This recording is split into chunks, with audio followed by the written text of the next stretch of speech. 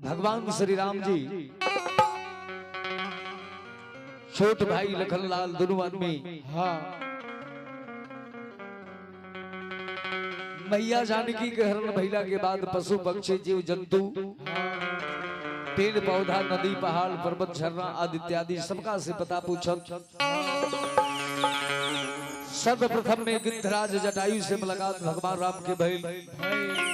गिद्धराज जटायु के उद्धार कैला के बाद भगवान आगे सघन नामक जंगल में पहुंचली, जहां कबंध नामक राक्षस के गंधर्व रहले पूर्व जन्म में उनके उद्धार खैनी। उद्धार कैला के बाद आगे भगवान बढ़तनी कवि कहतनी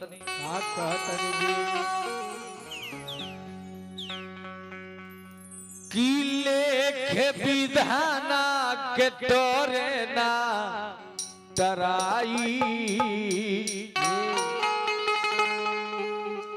के हुलाख करी है कितनो चतुराई प्रभु तो पसी के भेसवा बनाई के। चूंकि माता कैकेयी के आदेश रहे कि तापस वेश विशेष उदासी 14 बरस राम वनवासी तपस्वी के भेष में कोनो राज में वर्जित रह गई, तो प्रभु तो पसी के भेसवा बनाई के खोजता निराम जगह जगह जाई के।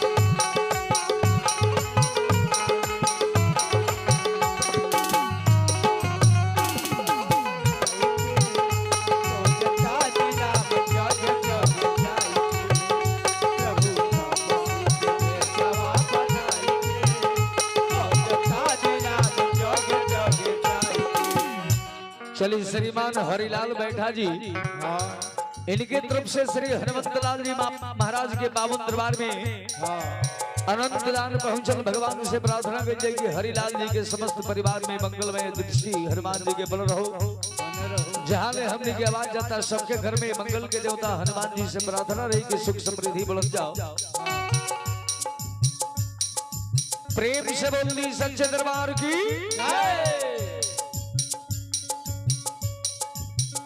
कभी कहतनी उनका मर्जी भी नहीं लेना पतैया मलिन साध नहीं हो खेला श्रमैया। उनका मर्जी भी नहीं लेना पतैया मलिन साध नहीं हो खेला श्रमैया।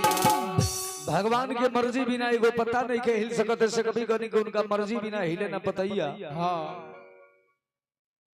उनका मर्जी भी नहीं लेना पतैया मलिन साध नहीं हो खेला समैया। उनका मर्जी भी नहीं लेना पतैया मलिन साध नहीं हो खेला समैया। और नागिंदर धन भैले आज राम कथा गाई के खोजता राम जगह जगह जाई के। कथा गाई के खोजता राम जगह जगह जाई के। राम कथा गाई के खोजता राम जगह जगह जाई के। प्रेम से बोली श्री हनुमंतलाल जी महाराज की। आई चली बबुआ श्री रजनीश कुमार जी प्रभु तपस्वी के भेसवा बनाई के खोजतानी राम जगह जगह जाई के। बड़ा सुंदर बाबू के हाथ से श्री हनुमान जी महाराज के पावन दरबार में 21 रुपया के दान पहुंचल। मंडली की तरफ से कोटि शुभकामना रही। माता शारदी भवानी से प्रार्थना कीजिए कि बाबू के बल बुद्धि विद्या बढ़े। पढ़ लिख के अपना गांव के माता पिता के नाम रोशन करी। अब देखिए भगवान एगो बहाना बा मैया जानकी के हरण चल रहल बनी कबंध के उधार कैला के बाद कहा केरला आज भी हो जाए तो माता सबरी के कुटिया बा मतंग ऋषि के आदेशानुसार माता सबरी नित्य प्रतिदिन भगवान के सरकार समर्पण करके इंतजार में बड़ी। समय जब पूरा भइल मैया जानकी के खोज के बहाना बना के अब भगवान कैसे चलतनी सुबह के टाइम बा माता सबरी भगवान के भजन कर तरीकी राम आएंगे इनके सजन से 101 रुपए का सुंदर दान श्री हनुमंत लाल जी महाराज के पावन चरणों में आया। लेकिन विनोद बैठा जी कहते हैं कि नागेंद्र जी कुछ रिश्ते ऐसे होते हैं जिसके नाम नहीं होते और कुछ नशे भी ऐसे होते हैं जिसके जाम नहीं होते। अधर्मियों के आराध्य कभी भगवान नहीं होते और राजा भी एक दिन किसी महाराजा का अधीन हो जाता है, लेकिन साधु महात्मा और सन्यासी कभी किसी का गुलाम नहीं होते। प्रेम से बोलिए उनके माता पिता की।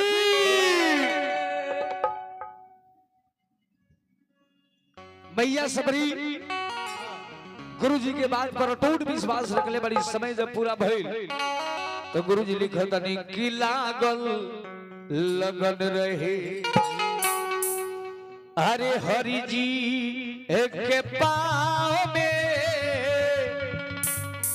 आवे के परल बा एक दिन आवे के परल बा अरे एक दिन सबरी के गाँव में लागल लगन रहे हरि जी के पाँव में।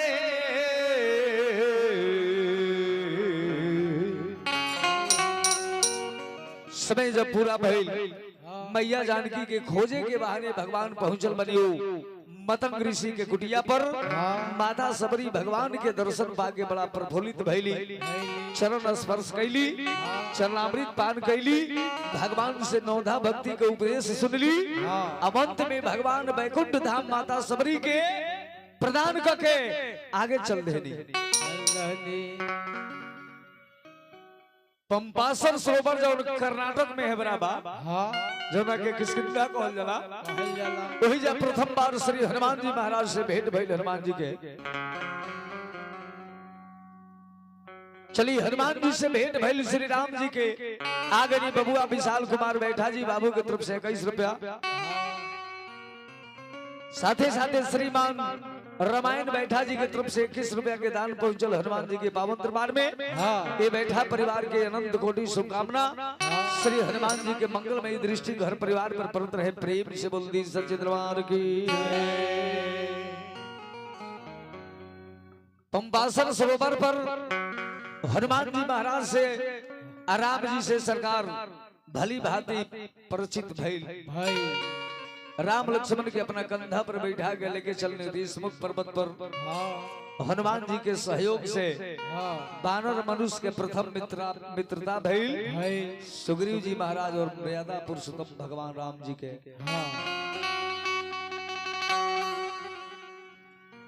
श्री राम जी वो वानर सुग्रीव से मित्रता को के अपना बराबरी के आसन पर बैठवनी। आप पूछने की हे मित्र अपने के सुनने बनी की कौन राजा के राज में रहे वाला उनके भाई बनी, लेकिन फिर रही सबक पर्वत पर अपन जीवन यापन काहे कर रहल बनी।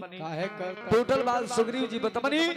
राम जी के सह पाके सुग्रीव लड़ाई कैले राजा बाली से। भगवान शुभ के बाली के मरनी आ बाली के सरकार सुधाम देखे अंगद जी के अपना शरण में रखनी। आ किष्किंधा के राजपाट मिल गई सुग्रीव जी के। मौसम आ गई बरसात के। 4 महीना भगवान पर बरसन पर्वत पर बितवनी। 5वां महीना आरंभ भइल। लक्ष्मण जी के भेजले बनी किष्किंधा। जैसे लक्ष्मण जी क्रोधित मुद्रा में गइल बने तारा जी जाके मनौली बाली के पत्नी गली के लक्ष्मण जी राउर क्रोध जायज बा चूंकि हमर देवर भी चुपचाप भी नहीं कि चारों दिशा में खबर चल चुकल बा कि बानर लोग के खोजे जाए के बा। एक दिन के बाद पूरा बंदर के जमघट जमा भइल और सुग्रीव जी 1 महीना के टाइम दे निकली कि 30 दिन के अंदर जहां से होके धरती आसमान एक कद जा, लेकिन मैया जानकी के बिना खोजले अगर यकीन लौटल है तब पूरा परिवार के मृत्यु के सजा।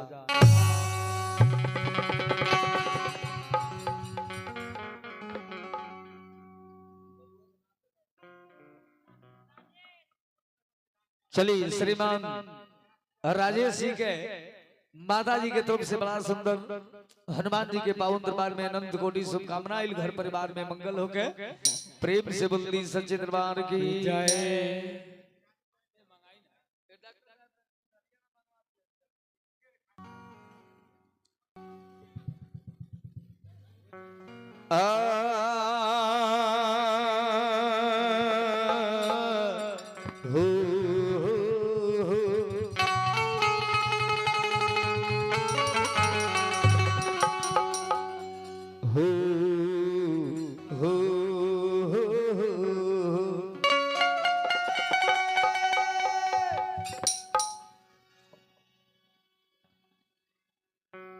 चलिए बंदर लोग पूरब पश्चिम उत्तर दक्षिण चारों दिशा में नियुक्त कई गई। पूरब पश्चिम उत्तर 3 दिशा के बंदर जब चलल तब आदेश मिलल दक्षिण दिशा के जगह सेनापति अंगद जी बनले। आ सभे अंगद नल नील जामवंत के हरि निषद सठ गर्भ गालो विकटासी हनुमान आदि इत्यादि जब दक्षिण दिशा में चलल तब मर्यादा पुरुषोत्तम भगवान श्री हनुमंत लाल जी के लागे बोलौनी आ कहनी एगो मंत्रिका निकाल के देनी कनी के हनुमान है निशानी ले लो, अगर सीता जी से भेंट हुई तो अंगूठिया अगर देखइबो तो कुछ न कुछ काम जरूर बन जाई। सारा बंदर लोग के 30 दिन के समय मिलल। अच्छा खाल भाई है कोई ना ऐसा बोले तो ईटा धरा ले। दक्षिण दिशा के बंदर लो राम नाम रपटा आज चलता कहता कि लगन तुमसे अरे लगा बैठे। आई ना तनी साहब भगवान जी के दरबार में हाजिरी लगा ली आई होने तो बजाही के बतनी हमरो साथे बजा ली कि हमरो जीवन धन हो जाए। चलिए ईमानों के जीवन होने के बड़ा अनमोल बा। 84 लाख जोनी में सबसे उत्तम मनुष्य के जोनी मिलल, लेकिन कवि बड़ा सुंदर भाव देहनी का दहन जी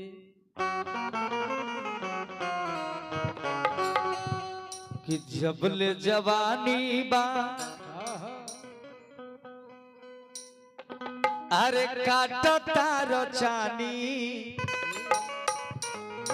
जवानी जबले बरकरार बा सरकार तबले सब कुछ बा।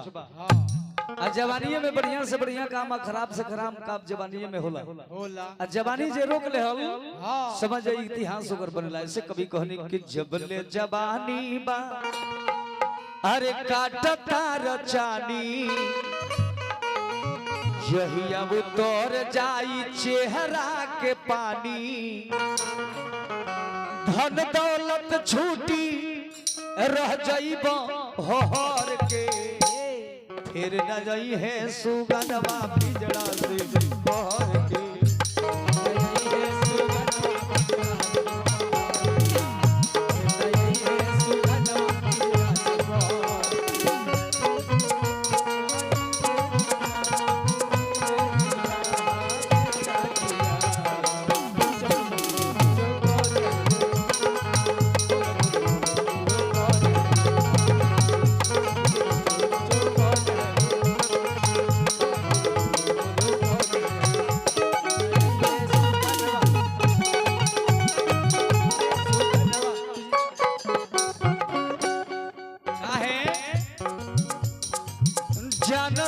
चल जाइबा एक दिन जहान से तब नहिया लगल भगवान से।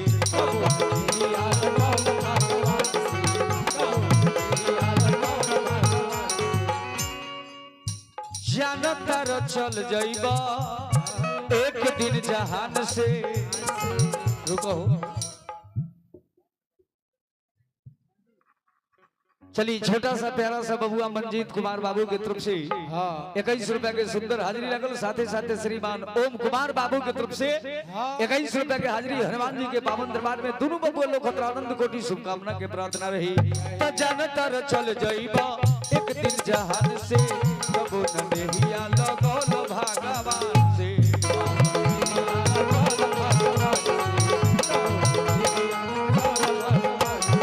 अमृत के छोड़ अमृत के छोड़ काहे पियल जहर के। अमृत के छोड़ काहे पियल जहर के। अपन जिंदगी बना ल भजन करके।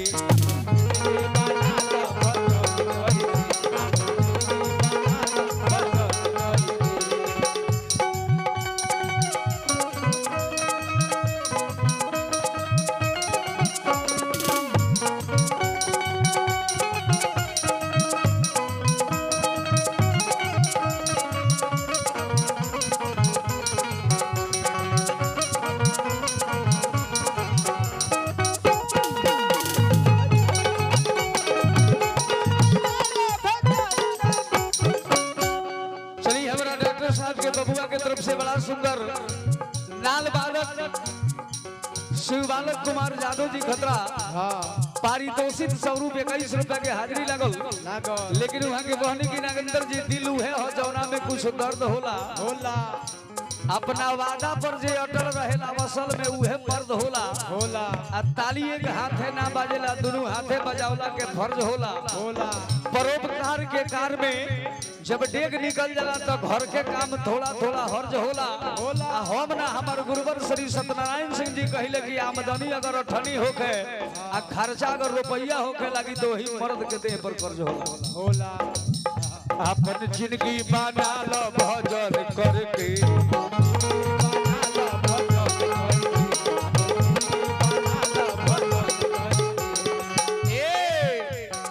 अगला पंक्ति बा कि हरदम खुलल बाटे प्रभु जी के गेट हो। करतब न करब त होई नहीं भेद हो।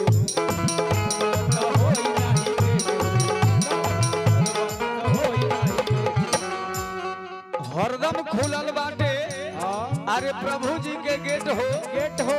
करतब न करब तो होई नहीं भेंट हो। हरदम खुलल बाटे अरे प्रभु जी के गेट हो। करतब न करब तो होई नहीं भेंट हो।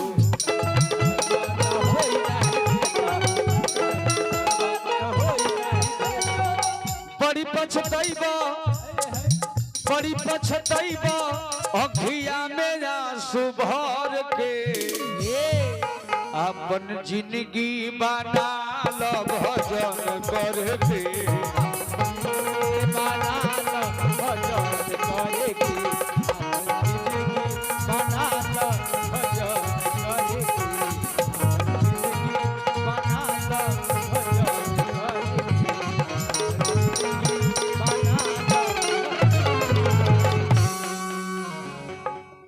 प्रेम से बोली